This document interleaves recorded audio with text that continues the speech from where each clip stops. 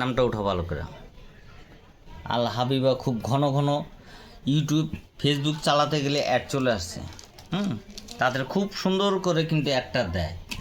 তাদের সেন্টগুলো বলা হয়েছে 8 ঘন্টা থাকবে, কিন্তু সেখানে 8 ঘন্টা কিন্তু 10 মিনিটের মধ্যেই আর কোনো সেন্টের কোনো গ্রান পাওয়া যায় না, এবং ওভার যখন আমি স্প্রে করুম তখন এটার থেকে একটা ক্যারসিন তেলের স্মেল চলে আসে। তা আমি প্রথম যখন অর্ডার করি তারপরে তাদের সাথে এই কথাগুলো বলার জন্য তাদের কোম্পানি যে নাম্বারগুলো আমার সাথে কন্ট্যাক্ট করে এই নাম্বারে অনেকবার চেষ্টা করছি, কিন্তু ফোন আর ধরে না। তাদের কোনো নির্দিষ্ট শপের অ্যাড্রেসও নাই। এই জন্য আমি কি করছি, আবার অর্ডার করছি যে ওদের সাথে কথা বলার জন্য। এখন অর্ডার যখন চলে আসছে তখন আমি ওই ডেলিভারি ম্যানকে বললাম, ডেলিভারি ম্যান ওই কোম্পানির সাথে কথা বলাইলো। কথা বলার পর সেটা মানতে রাজি না। তাকে বললাম তোমার দোনোটা জিনিস তুমি নিয়ে যাও, আমার টাকা আমারে দাও।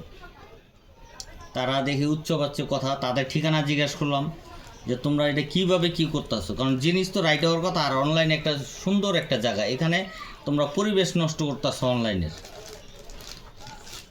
কিন্তু তারা এগুলো মানতে রাজি না। এখন আমার রিকোয়েস্ট থাকবো, অনলাইনে এসব নামদারিহীন কোম্পানি কেন অ্যাড দিবে, কেন তাদের প্রোডাক্ট বেচবে, যে প্রোডাক্টের কোনো মান নাই বললেই চলে। আমার টাকাটাই পুরো পানিতে হালানি গেছে। এই যে এতটুকু একটা সেন্ট, এতটুকু একটা পারফিউম, এটা যদি 4টা আমি 990 টাকা দিয়ে কিনি, প্রায় 1000 টাকাই, তাহলে এটার রইল কি?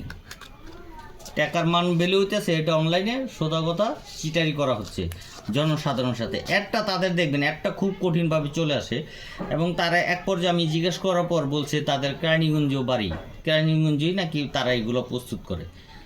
তাহলে কেরানীগঞ্জের মাল আর কত ভালো হবে? এটা তো আর আমরা অনলাইনে দেখি না। তাদের ঠিকানা কোথায় নাইও, কোনোভাবেই নাই।